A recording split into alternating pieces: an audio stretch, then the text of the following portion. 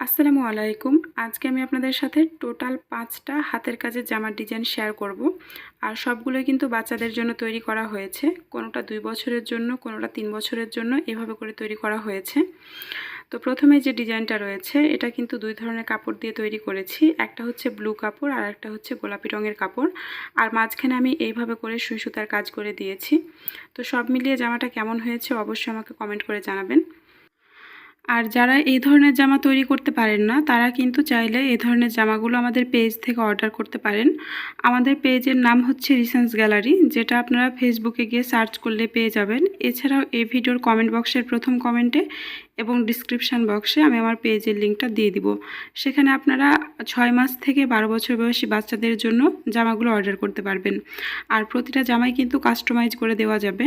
মানে জামার ডিজাইনটা আপনারা চাইলে একই রাখতে পারেন, কিন্তু ফুলগুলো অন্য রাখতে পারেন। এভাবে করেও জামাটা তৈরি করা যাবে। আর প্রতিটা জামাতেই কিন্তু আলাদা আলাদা ডিজাইনের হাতের কাজ করা রয়েছে। তো সবগুলো হাতের কাজের ভিডিও আমি আমার এই চ্যানেলে একটা একটা করে আপলোড করব। তো এরপরে যে জামাটা রয়েছে এই জামাটা কিন্তু আমি স্লিপ দিয়ে তৈরি করেছি, যেহেতু এখন শীতকাল চলে এসেছে তাই অনেকেই চায় বাচ্চাদের হাতাসহ জামা। এজন্য আমি এটা হাতা দিয়ে তৈরি করেছি। এই জামাটা কেমন হয়েছে অবশ্যই কমেন্ট করে জানাবেন।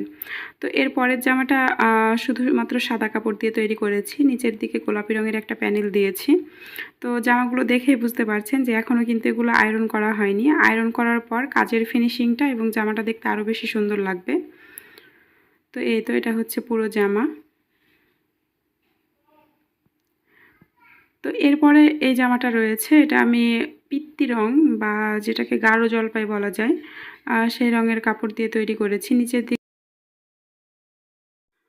তো সবগুলো জামার মধ্যে কোন জামার ডিজাইনটি আপনার বেশি পছন্দ হয়েছে অবশ্যই কমেন্ট করে জানাবেন। আর পরবর্তীতে আপনারা কোন বিষয়ে ভিডিও দেখতে চাইছেন সেটা অবশ্যই কমেন্ট করে জানাবেন। সবাই ভালো থাকবেন। আল্লাহ হাফেজ।